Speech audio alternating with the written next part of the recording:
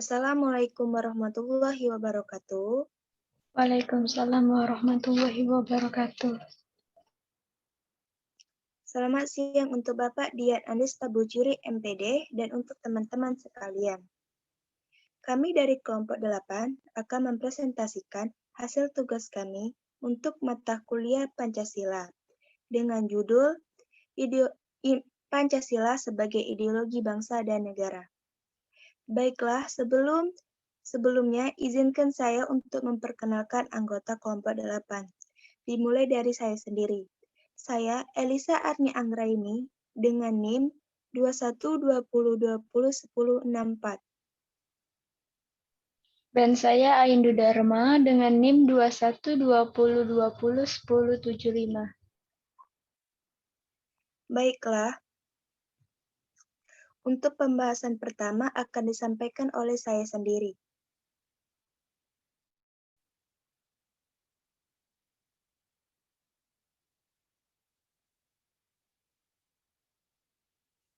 Pengertian ideologi. Ideologi berasal dari kata idea yang berarti gagasan, konsep. Pengertian dasar cita-cita dan logos yang berarti ilmu. Kata idea berasal dari bahasa Yunani, yaitu eidos, yang berarti bentuk dan di samping itu ada kata dein yang berarti melihat.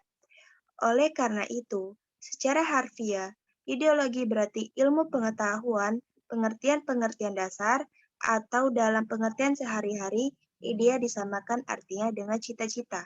Cita-cita yang dimaksud adalah cita-cita yang bersifat tetap yang harus dicapai, sehingga cita-cita yang bersifat tetap itu sekaligus merupakan dasar, pandangan, atau paham. Adapun pengertian ideologi menurut para ahli. Yang pertama, yaitu Louis Althusser.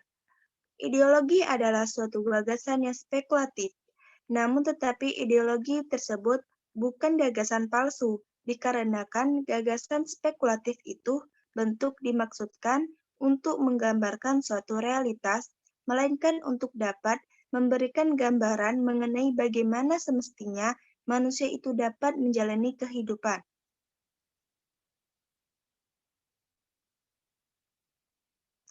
Yang kedua yaitu menurut Dr. Alfian.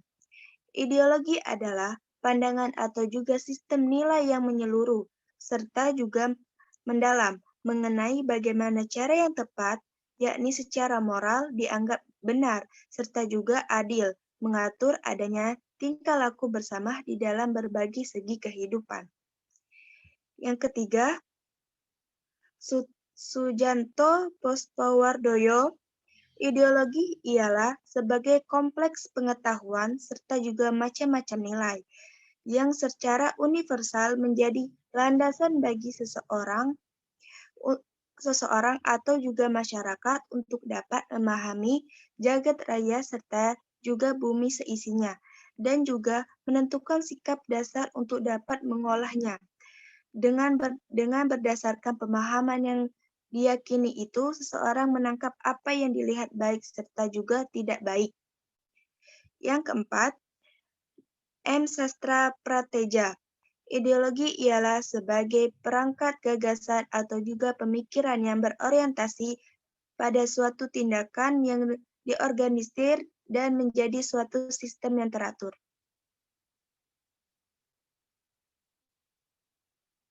Fungsi Pancasila sebagai ideologi bangsa dan negara. Ideologi Pancasila merupakan ajaran, doktrin, teori, atau ilmu pengetahuan cita-cita atau idea bangsa Indonesia yang diyakini kebenarannya dan disusun secara sistematis serta diberi petunjuk dengan pelaksanaan yang jelas. Alfian mengatakan bahwa kekuatan ideologi tergantung pada kualitas 3 dimensi yang dimiliki oleh ideologi itu, yaitu yang pertama, dimensi realita, yaitu nilai-nilai dasar yang ada pada ideologi itu yang mencerminkan realita atau kenyataan yang hidup dalam masyarakat di mana ideologi itu lahir atau muncul untuk pertama kalinya. Paling tidak nilai dasar ideologi itu mencerminkan realita masyarakat pada awal kelahirannya. Yang kedua, dimensi idealisme adalah kadar atau kualitas ideologi yang terkandung dalam nilai dasar itu mampu memberikan harapan kepada berbagai kelompok atau golongan masyarakat tentang masa depan yang lebih baik melalui pengalaman dalam praktik kehidupan bersama sehari-hari. Yang ketiga, dimensi fleksibilitas atau dimensi pengembangan, yaitu kemampuan ideologi dalam mempengaruhi dan sekaligus menyesuaikan diri dengan perkembangan masyarakatnya.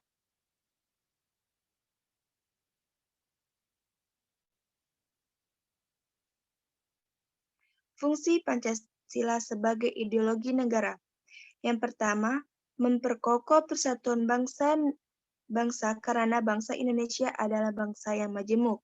Yang kedua, mengarahkan bangsa Indonesia menuju tujuan dan menggerakkan serta membimbing bangsa Indonesia dalam melaksanakan pembangunan.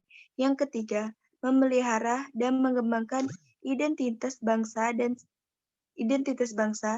sebagai pendorongan dalam membentuk karakter bangsa berdasarkan Pancasila. Yang keempat, menjadi standar nilai dalam melakukan kritik mengenai keadaan bangsa dan negara.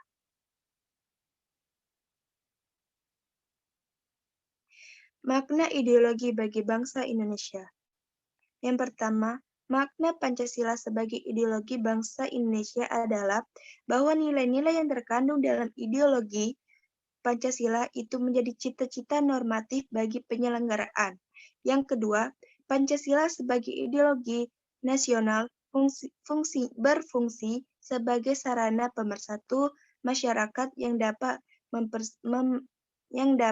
mempersatukan berbagai golongan masyarakat di Indonesia. Baiklah, pada penjelas materi yang selanjutnya akan dibacakan oleh rekan saya, Aindu Dharma. Kepada Aindu Dharma, saya persilakan. Selanjutnya, perbandingan ideologi Pancasila dengan ideologi lain. 1. Ideologi liberalisme. Ideologi ini berdasarkan struktur filsafat liberal atau liberalisme atau individualisme. Ideologi ini sangat mengagung-agungkan kebebasan individu di atas segalanya. Hak asasi manusia dijunjung tinggi dan dijadikan dasar-dasar dalam melakukan tindakan-tindakannya. Jadi setiap orang mementingkan hak daripada kewajibannya. Yang kedua, ideologi komunisme, bahwa negara atau masyarakatnya yang berperan sebagai penyedia segala macam kebutuhan warga masyarakat, namun terhalang oleh kedaulatan yang dimiliki oleh setiap negara. Yang ketiga, ideologi Pancasila. Ideologi Pancasila mendasarkan pada struktur filsafat Pancasila. Pancasila itu sendiri sebagai filsafat tersusun atau berpangkal tolak dari nilai-nilai dasar yang luhur, kekal abadi, tidak berubah, dan terdapatnya nilai-nilai itu dalam sosial budaya masyarakat bangsa Indonesia itu sendiri.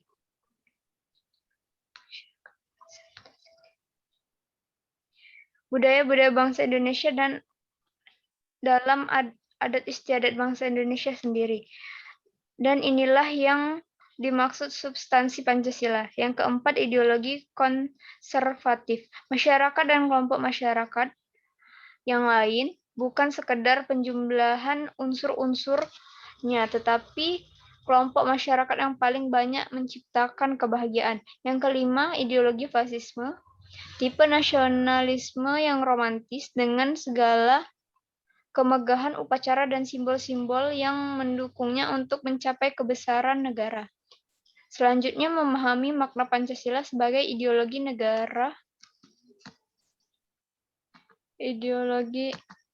negara dari putusan Mahkamah Konstitusi nomor 100/PUU 9/2013.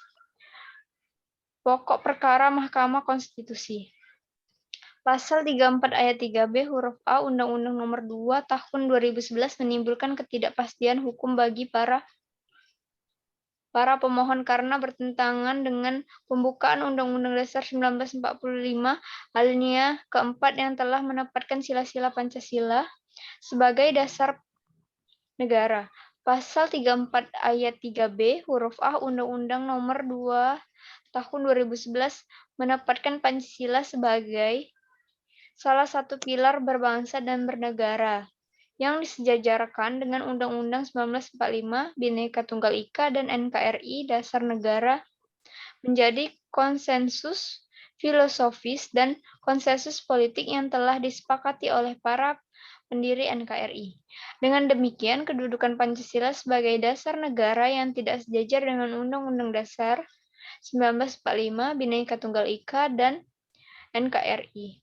Karenanya pasal 34 ayat 3B huruf A Undang-Undang Nomor 2 Tahun 2011 nyata-nyatanya bertentangan dengan pembukaan Undang-Undang Dasar 1945 dan bagi pemohon demi hukum pasal 34 ayat 3B huruf A Undang-Undang Nomor 2 Tahun 2011 harus dinyatakan bertentangan dengan alinea keempat pembukaan Undang-Undang Dasar 1945 dan karenanya tidak mempunyai kekuatan hukum.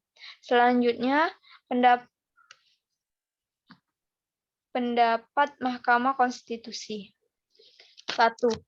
Maksud Undang-Undang Nomor 2 Tahun 2011 adalah untuk menjunjung tinggi hukum, aspirasi, keterbukaan, keadilan, tanggung jawab, memberikan landasan hukum, kaidah demokrasi, yaitu menjunjung, menimbang, bahkan untuk menjawab permasalahan.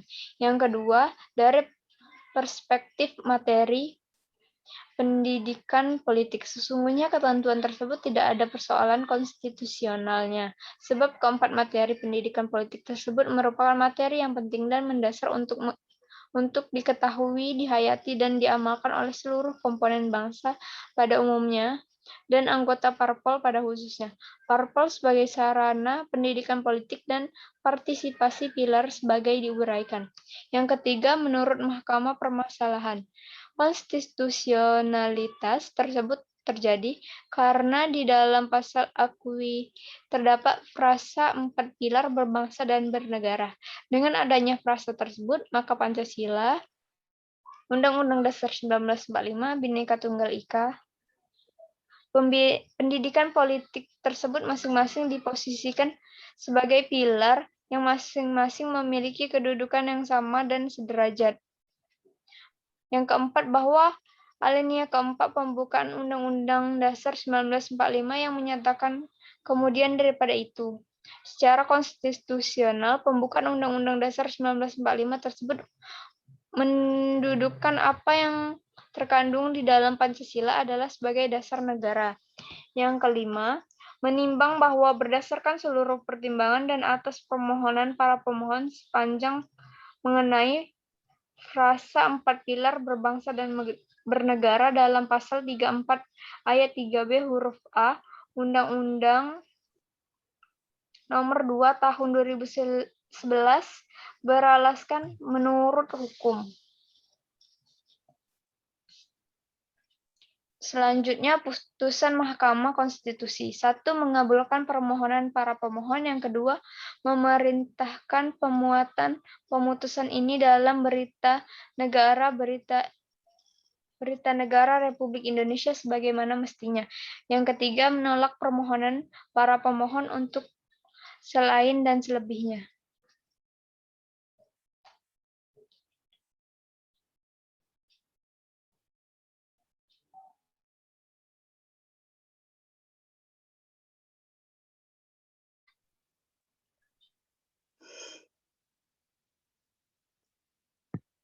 Baiklah, demikian presentasi dari kelompok kami. Kami akhiri. Wassalamualaikum warahmatullahi wabarakatuh. Waalaikumsalam warahmatullahi wabarakatuh.